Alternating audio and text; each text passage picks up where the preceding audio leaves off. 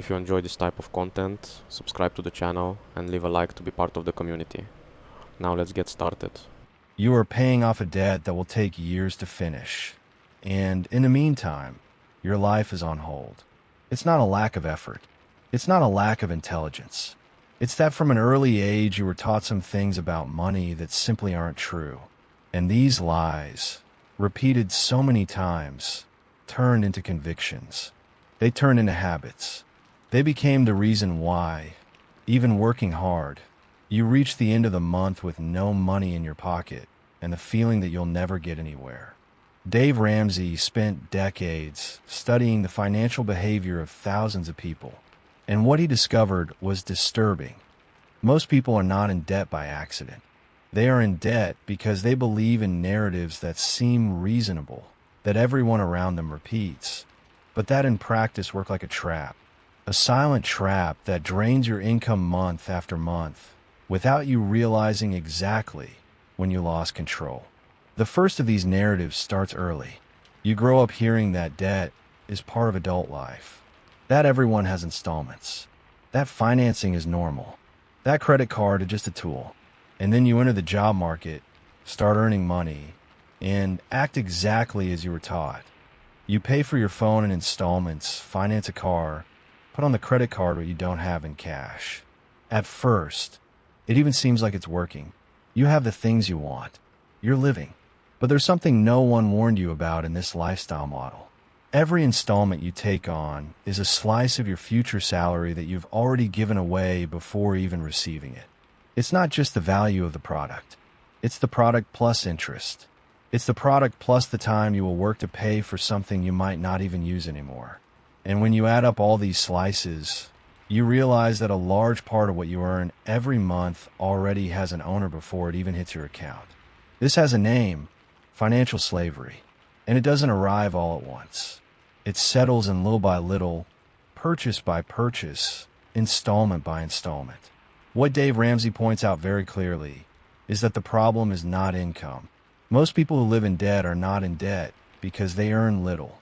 They are in debt because they spend based on an illusion, the illusion that they should have now what they still cannot afford. And the financial system was built to feed this illusion.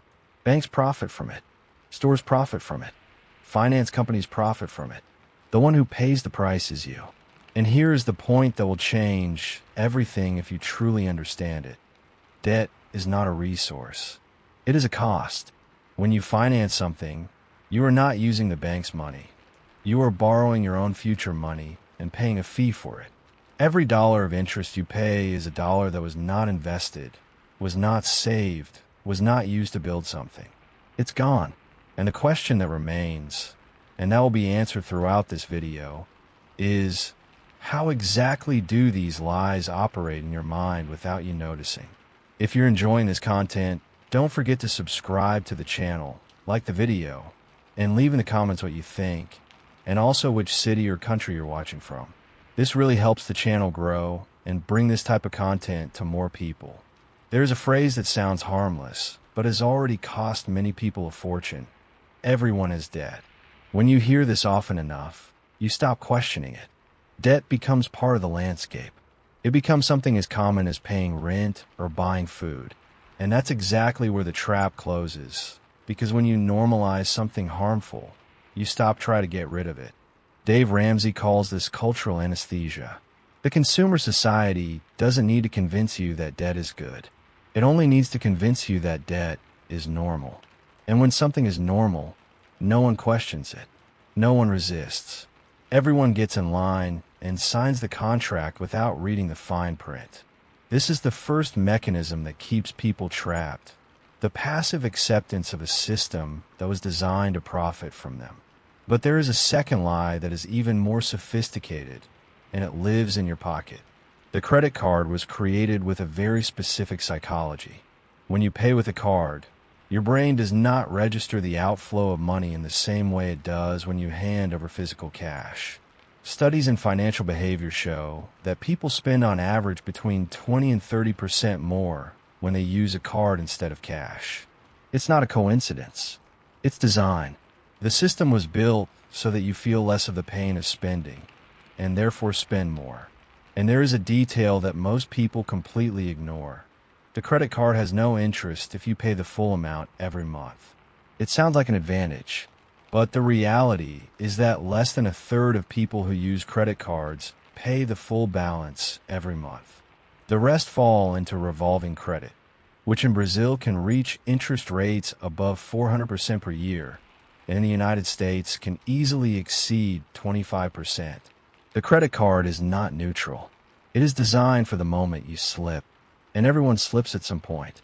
Now comes the point that Dave Ramsey considers the most dangerous of all, because it is the one that sounds the most rational. The idea that debt can be a tool for building wealth. You've probably heard this before. Good debt versus bad debt. Using credit to leverage. Financing a property because it's an investment. This narrative exists. It is sophisticated, and it contains a grain of truth in very specific contexts, which makes it even harder to question. The problem is that this logic has been sold to people who do not have an emergency fund, who do not have cash flow discipline, who are still paying last month's bills with this month's salary.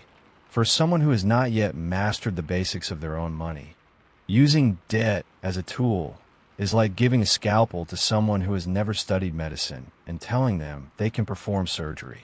The instrument itself may not be the problem. The problem is the lack of preparation of the person using it.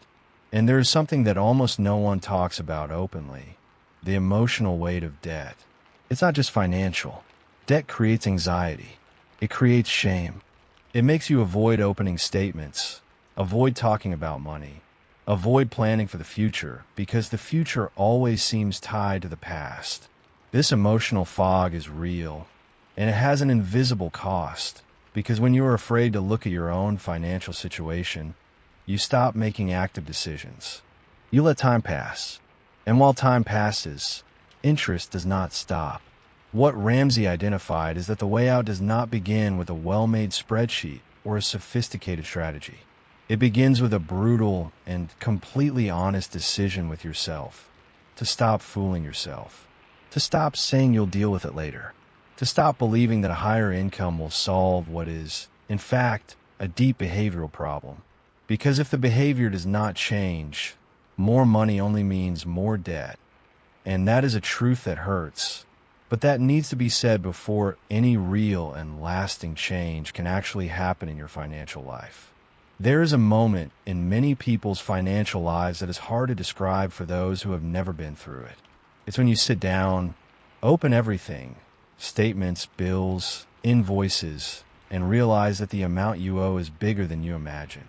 Much bigger, not because you did something wrong all at once, but because for months, maybe years, you kept adding small decisions that seemed reasonable at the time and that, together, build a weight that now feels impossible to carry.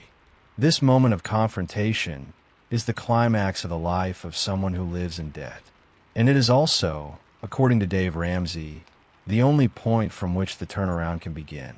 Most people, when they reach this point, do one of two things. They panic or they go into denial. Panic leads to bad decisions, taking out a loan to pay another loan, using the credit card limit to cover overdraft, entering into agreements that seem like immediate relief, but deepen the hole in the medium term. Denial, on the other hand, leads to paralysis. The person continues living as if the problem does not exist, postponing the confrontation until the situation becomes too critical to ignore. Ramsey saw this pattern repeat itself in thousands of real stories, from people with completely different incomes and contexts. And what he learned over decades is that neither path leads anywhere. The real way out requires something different, clarity without dramatization. Seeing the problem at its exact size, neither smaller, so as not to underestimate its seriousness, nor bigger, so as not to become paralyzed by it. And then acting with a consistent method, not with passing emotion. This is where the concept comes, and that has changed more people's financial lives than any spreadsheet or app: the debt snowball. The logic is simple, almost disturbingly simple. You list all your debts from the smallest amount to the largest. You pay the minimum on all of them, except the smallest. On that smallest one, you throw everything you can. When it disappears, you take everything you were paying on it and throw at the next one, and so on. The debt shrinks like a snowball melting from the bottom up. Why does this work when so many other approaches fail? Because it is not a purely mathematical strategy. Above all, it is a behavioral strategy. When you pay off the first debt, no matter how small, you feel something that has been missing for a long time. The concrete sense of victory, that it is possible, that the number can actually go down. And this emotional fuel is exactly what keeps discipline alive in the following months, when the urge to give up appears, and it always appears. But there's an obstacle that Ramsey considers the biggest of all, and it appears exactly at this stage of execution. It is what he calls the internal enemy. It is not the debt itself. It is not the interest. It is your own lifestyle that you have built over time. Because to free up enough money to accelerate debt repayment, you will need to cut things that you consider absolutely normal. Streaming subscriptions, weekend outings, new clothes, a more expensive car. And this is where most people get stuck, because cutting these things is not just a financial decision. It is a decision of identity. It is admitting, at least for a period, that you will live differently from your friends and from your own image of yourself. Ramsey is direct about this. If you are not willing to live differently for a while, you will continue to have exactly the same results you have today. There is no way out of debt that is comfortable. There is a way out that is worth it, and those are completely different things. Comfort keeps you in the same place, year after year. Temporary discomfort is the real price of permanent freedom. And the question that hangs in the air, the one each person must answer honestly on their own, is how long are you willing to postpone that freedom just to maintain today's immediate comfort? The answer to this question doesn't come from a book. It doesn't come from a video. It comes from an internal turning point that only happens when the pain of staying in the same place becomes greater than the fear of change. And when that point arrives, something different starts to happen. People who got out of debt, truly, permanently, didn't find a shortcut. They made a decision that seemed small at first, and, when maintained consistently, changed everything. Dave Ramsey documents this in hundreds of real stories from ordinary people. People who earned modest salaries and managed to pay off debts that seemed absolutely unpayable given the size of the problem. Not because they suddenly became rich, but because they stopped fighting the process and started trusting it consistently. The snowball does not require perfection. It requires direction. You will slip in some month. There will be an unexpected event that seemed impossible to predict. There will be a moment when it seems like you've returned to the beginning. And it is precisely in those moments that most people give up, and those who reach the end choose to keep going anyway. There's a concept that Ramsey repeats frequently, and that summarizes everything. Live today as few are willing to live, so that tomorrow you can live as few are able to. This phrase seems simple, but it carries enormous weight. It is saying that financial freedom is not a state you access suddenly. It is the accumulated result of daily choices that most people are unwilling to make. Every time you resist an impulse purchase, you're building something. Every installment you don't take on preserves space in your future budget. And here's the turning point that few people can see before they get there. When debts disappear, the money you're paying to the past starts working entirely for the future. That monthly installment that went straight to the bank can now go to a solid emergency fund, then to an investment that grows over time, then to a real, tangible net worth. The same money that once enriched the person who lent it to you now begins to enrich you. This transition is not poetic, it is purely mathematical.